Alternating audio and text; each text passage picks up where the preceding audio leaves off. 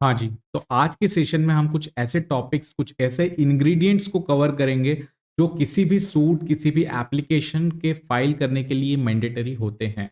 पिछले वीडियोस में हमने देखा था कि किस तरीके से किसी भी केस की प्री प्रिपरेशन की जाती है, कि किस तरीके से डॉक्यूमेंट्स कलेक्ट किए जाते हैं, किस तरीके से इंफॉर्मेशन कलेक्ट की जाती है, ये सारी चीज़ें हमने समझी थी। आज हम ड्राफ्ट के ऊपर मुख्य रूप से बात करेंगे, है ना। तो सबसे पहले हमें लिखना होता है न्यूमरिफिकेशन ऑफ सूट या नॉमेनक्लेचर ऑफ सूट। तो ये कैसे देखा जाएगा? तो इसके लिए मैं आपको बताऊंगा कि आपके यहाँ के लोकल कोर्ट में, जिस भी कोर्ट में आप केस फाइल करना चाहते हैं, उस स्टेट में उस केस को, उस पर्टिकुलर नेचर के केस को किस तरीके से नॉमेनक्लेट करके रखा है ना। जैसे मैं आपको एक एग्जांपल के लिए अभी हमारे यहाँ का हम खोल के मैं बताता हूँ आपको, हमारे यहाँ का हाई कोर्ट रूल्स हम खोल के बताते हैं आपको। 2 मिनट रुकिए, ये आ गया आपका हाई कोर्ट रूल्स, है ना। हाईकोर्ट रूल्स में हमारे यहाँ क्या दिया है, किस तरीके से दिया है, वो हम समझेंगे। तो हमारे यहाँ के हाईकोर्ट रूल्स में जो है क्लासिफिकेशन केसेस का इस तरीके से करके रखा है: arbitration matter, civil matter, company matter, criminal matter, election matter, taxation, writ cases, है ना। और इन सब के कुछ ना कुछ शॉर्ट फॉर्म दिए हुए हैं, है ना। अगर आर्बिट्रेशन ओरिजिनल केस है तो AC लिखाता है, जबकि आर्बिट्रेशन अपील है तो AA लिखाता है। वैसे ही आर्बिट्रेशन रिवीजन है तो AR लिखाता है, सिविल रिवीजन है तो CR लिखाता है, कंटेम्प्ट अपील है तो CA लिखाता है, वही कंटेम्प्ट पिटिशन है तो CP लिखाता है, फर्स्ट अपील है FA लिखाता है, मिसलेनियस अपील है MA लिखाता है, फिर मिसलेनियस सिविल केस है तो MCC लिखाता है, रिव्यू पिटिशन है तो RP लिखाता है, सेकंड अपील है तो SA लिखाता है। तो इस तरीके से इनिशियल नॉमेनक्लेचर किसी भी केस का किया जाता है। या आपको हाईकोर्ट रूल्स में या फिर आपकी डिस्ट्रिक्ट कोर्ट रूल्स में आपको देखना होगा कि आपके यहाँ नॉमेनक्लेचर, जिस केस का आप फाइल करना चाहते हैं उसका नॉमेनक्लेचर कैसे कर रखा है और वो किस कैटेगरी में फॉल करता है। फॉर एन एग्जाम्पल मैं आपको बताता हूँ, मिसलेनियस क्रिमिनल केसेस इसमें नीचे आएगा, देखिए। हाँ, जैसे हमारे यहाँ मिसलेनियस क्रिमिनल केसेस जो होता है, जैसे इसमें लिखा है मिसलेनियस क्रिमिनल केसेस, तो हमारे यहाँ मिसलेनियस क्रिमिनल केसेस में क्या क्या आता है, जिसमें 482 आती है, सारी बेल एप्लीकेशन आती है ना। रिवीजन इसमें नहीं आती, रिवीजन CRR में आती है। तो इस तरीके से MCRC में ये 3-4 प्रकार की एप्लीकेशन आती है। तो हमको सबसे पहले ये देखना पड़ेगा कि हमारा केस किस कैटेगरी में फॉल कर रहा है ना। उस अकॉर्डिंगली ही आपको काम करना पड़ेगा। उसके बाद में ये अभी हमने समझ लिया नॉमेनक्लेचर किस तरीके से होता है ना। नॉमेनक्लेचर का सबसे पहला पार्ट यही होता है कि किस नेचर का केस है वो सबसे पहले लिखाता है, फिर बीच में लिखाता है केस का नंबर जो कोर्ट देगी, वो आपको पहले से नहीं पता होगा। उसके बाद ऑब्लिक लगा के लिखाता है रजिस्ट्रेशन का ईयर। तो ये तीनों चीजें मिला के आपका बनता है नॉमेनक्लेचर या नंबर ऑफ केस। इसके बाद हमें लिखना होता है डेजिग्नेशन ऑफ कोर्ट। तो डेजिग्नेशन ऑफ कोर्ट के 3 पार्ट होते हैं, 3 पार्ट। किस तरीके से? सबसे एंड में जो है आपका लिखाता है district under which you are filing. उसके पहले आता है डेजिग्नेशन ऑफ कोर्ट। डेजिग्नेशन मतलब पद। ADJ है, क्लास 1 है, क्लास 2 है, क्लास 3 तो होते ही नहीं है, क्लास 1 है, क्लास 2 है, ADJ है, डिस्ट्रिक्ट जज है, जो भी है वो उसका डेजिग्नेशन आता है। फिर सबसे पहले आता है उसका नंबर। जैसे क्या होता है, बड़ी सिटीज में काम ज्यादा होता है, वर्कलोड ज्यादा होता है, तो उसको करने के लिए बहुत सारे जजेस एक ही डेजिग्नेशन के होते हैं। जैसे क्लास 1 जजेस ही 20 है, 25 है, तो उनमें से किसके पास जाना वाला है, तो first, second, third, fourth, fifth वो लिखाता है, तो वो आपको लिखना होगा। तो इन सबको मिला के आपका बनेगा, इन सबका मिला के आपका बनेगा डेजिग्नेशन ऑफ कोर्ट। तो ये किस तरीके से लिखा जाता है? माननीय प्रथम व्यवहार न्यायाधीश, ये पोस्ट आ गई, वर्ग 1 या 2 ये पोस्ट का पार्ट है, और फिर इंदौर के समक्ष, है ना। इस तरीके से आपका हो गया कंप्लीट डेजिग्नेशन। फिर आपको लिखना होती है पार्टीज की डिटेल, है ना। मतलब उनका पूरा नाम, उनका सरनेम, उनका फादर का नाम, उनका सरनेम, फिर उसकी उम्र, फिर उसका ऑक्यूपेशन, फिर उसका एड्रेस, है ना। ये सारी चीजें आपको लिखना होती है। कई बार क्या होता है, 2 एड्रेसेस भी होते हैं, जैसे कि एक उसका परमानेंट एड्रेस होता है और एक उसका टेम्पररी एड्रेस होता है। तो कई बार आपको वो भी लिखना पड़ सकता है ना। वैसे आपको डिफेंडेंट के भी सारे एड्रेसेस लिखना है, डिफेंडेंट के भी सारे एड्रेस लिखना है ना। फिर इसके बाद में आपको लिखना पड़ता है provision under which you are filing that suit.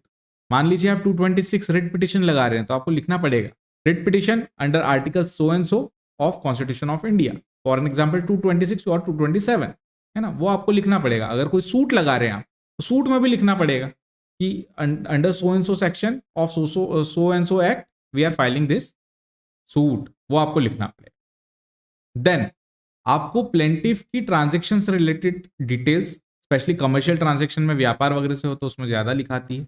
वैसे ही डिफेंडेंट की भी डिटेल्स यह आने वाले 2 पैराग्राफ में, पहले 2 पैराग्राफों में कवर होता है। फिर आपको लिखना होता है ट्रांजेक्शन की डिटेल, है ना, या इंसिडेंट की detail and how cause of action arise, इसके बारे में शॉर्ट आपको स्टेटमेंट लिखना होता है ना। जब ये सारी चीजें आपकी हो जाती है, देन इसके बाद आपको लिखना होता है valuation of suit. Valuation of suit 2 जगह लिखा था, एक बार बॉटम ऑफ द सूट में भी लिखा था और एक सबसे ऊपर भी लिखा था। सबसे ऊपर भी लिखा था टाइटल लिखने के बाद में, पूरा टाइटल मतलब प्लेंटिफ और डिफेंडेंट के नाम आने के बाद में भी लिखा था, है ना। मतलब आपका वैल्यूएशन भी लिखाता है वहां पे और कोर्ट फीस भी लिखाती है, तो वो आपको लिखना होगा। मतलब ये सारे इंग्रेडिएंट्स है, ये कहीं ना कहीं सूट में आएंगे। फिर आपको ज्यूरिसडिक्शन क्लॉज लिखना होता है कि जिस कोर्ट के सामने आप केस फाइल कर रहे हैं, उस कोर्ट को वो दावा सुनने का क्षेत्राधिकार, ज्यूरिसडिक्शन कहां से प्राप्त हो, वो आपको लिखना मैंडेटरी होता है। फिर आपको लिखना पड़ता है लिमिटेशन, स्टेटमेंट ऑफ लिमिटेशन, मतलब आप जो दावा फाइल कर रहे हैं उसका लिमिटेशन अभी गया नहीं है, खत्म नहीं हुआ है, उससे रिगार्डिंग आपको एक स्टेटमेंट लिखना होता है। इसके अलावा आपको लिखना होता है रिलीफ क्लॉज कि आप कोर्ट से सहायता क्या क्या चाह रहे हैं। ये सारे इंग्रेडिएंट्स किसी भी दावे में लिखना मैंडेटरी होते हैं। इसके अलावा 3 चीजें और है जो हमें ध्यान रखना होती है कि हमेशा सूट को, स्पेशली सूट की बात कर रहा हूं अभी मैं, सूट को हमेशा कंफर्मेशन और वेरिफिकेशन करना मैंडेटरी होता है। मतलब एक पैराग्राफ लिखाया जाता है जिसके अंदर ये लिखते हैं कि सूट में जितनी भी बातें लिखी है वो सत्य और सही लिखी है, उसमें कोई भी असत्य कथन नहीं करे और ना ही सत्य को छुपाया है। इसका कंफर्मेशन और वेरिफिकेशन लिखना जरूरी होता है अंडर सीपीसी। अगर आपने नहीं लिखा है तो मात्र उस आधार पे भी आपका दावा खारिज हो सकता है या फिर आपको डायरेक्ट किया जा सकता है कि आप बाद में फाइल करिए। वैसे तो दावा खारिज भी किया जा सकता है, लेकिन होता क्या है, कोर्ट अमेंडमेंट का आपको एक अवसर दे देता है कि आप इसको सुधार लो, है ना। फिर आपको दावे के संबंध में, हर दावे की बात कर रहे हैं हम, सूट की बात कर रहे हैं, सिविल सूट की, हर एप्लीकेशन के साथ मैंडेटरी नहीं है, कुछ कुछ एक्सेप्शंस भी हैं इसके, लेकिन ऑर्डिनरीली किसी भी एप्लीकेशन के साथ आपको एफिडेविट देना चाहिए समर्थन में, है ना। उसके बाद में एड्रेस फॉर्म। एड्रेस फॉर्म क्या होता है? एड्रेस फॉर्म में आप अपना पता लिखते हैं कि किसी कारणवश आप कोर्ट के समक्ष बाद में उपस्थित नहीं हो पाते तो कोर्ट आपको कहां संपर्क करेगी? कोर्ट आपको आपके एड्रेस पे संपर्क करेगी। तो ऐसा एड्रेस आपको लिख के देना है जहां पर आप कोर्ट को मिल जाएं, है ना। अच्छा, एफिडेविट के बारे में मैं एक और बात बताना चाहूंगा कि एफिडेविट में 2 चीजें होती है। एक तो आप ड्राफ्ट करते हैं कि आप एफिडेविट में क्या शपथ लेना चाह रहे हैं, एफिडेविट का मतलब शपथ, तो आप क्या शपथ लेना चाह रहे हैं, तो सबसे पहले वो होगा। और एफिडेविट को आपको नोटराइज कराना होता है ना। और नोटराइज भी 3 तरीके से होता है, ये बहुत समझने वाला कॉन्सेप्ट है। अभी मुझे आज ही सुबह का कॉल आया था और उसको समझ नहीं आ रहा था कि नोटराइज किस तरीके से किया जाता है। तो नोटराइज है ना 3 तरीके का होता है। सबसे पहला होता है एक ओथ कमिश्नर करता है। ओथ कमिश्नर जो नोटराइज करता है ना, वो उसका एक्सटेंड बड़ा लिमिटेड है। मतलब उस कोर्ट प्रीमाइसेस में ही वो ओथ कमिश्नर द्वारा नोटराइज करा हुआ डॉक्यूमेंट जो है वो वैलिड रहेगा। मतलब मान लीजिए इंदौर में अगर मैं कोई दावा पेश करना चाहता हूं और मैं उसको ओथ कमिश्नर से जो है नोटराइज करा रहा हूं, तो वो मैं सिर्फ इंदौर के उस डिस्ट्रिक्ट कोर्ट प्रीमाइस में ही फाइल कर पाऊंगा, या उसके और भी जो दूसरी जो इंदौर डिस्ट्रिक्ट में जो कोर्ट से सिर्फ वहीं पे पेश कर पाऊंगा, है ना। ये सोचने वाली समझने वाली बात है। वही नोटरी 2 तरीके के होते हैं। ये तो एक हो गया ओथ कमिश्नर, एक सेंट्रल गवर्नमेंट की नोटरी होती है, एक स्टेट गवर्नमेंट की नोटरी होती है। तो जो स्टेट गवर्नमेंट की नोटरी होती है उसके द्वारा नोटराइज किया हुआ डॉक्यूमेंट पूरे स्टेट में वैलिड होता है ना, पूरे स्टेट में वैलिड होता है। उसके बाद में वैसे सेंट्रल वाला होता है तो सेंट्रल वाला पूरे इंडिया में वैलिड होता है। तो इस तरीके से 3 तरीके की नोटरी होती है, वो हमें समझने की कोशिश करना है कि हमारी जो ऑर्डिनरीली कोर्ट में हम जो नोटरी करवाते हैं वो ओथ कमिश्नर से करवाते हैं, क्योंकि ओथ कमिश्नर वाला जो है वो कम पैसे लेते हैं, क्योंकि उनकी अथॉरिटी कम है तो उनका पेमेंट भी कम है ना। तो कोर्ट्स में जो ऑर्डिनरीली फाइल होती है वो होती है आपकी ओथ कमिश्नर वाली नोटरी। वही कलेक्टर वगैरह से रिलेटेड, कलेक्ट्रेट से रिलेटेड जो चीजें हैं उनमें आपको नोटराइज करवाना पड़ सकता है नोटरी से, वहां पर ओथ कमिश्नर काम नहीं आएगा। तो अगर आप कोई डॉक्यूमेंट कोर्ट में पेश करना चाहते हो तो उसके लिए आपको जो पेश करना पड़ेगा वो ओथ कमिश्नर वाला करना चाहिए। आपने कर कोई भी सकते हो, लेकिन करना ओथ कमिश्नर वाला चाहिए, क्योंकि उसमें आपका पैसा बचेगा। आई होप आपको यहां तक क्लियर रहा होगा, है ना। तो चलिए नेक्स्ट वीडियो में मिलते हैं किसी और टॉपिक पर जल्द ही। Thank you very much.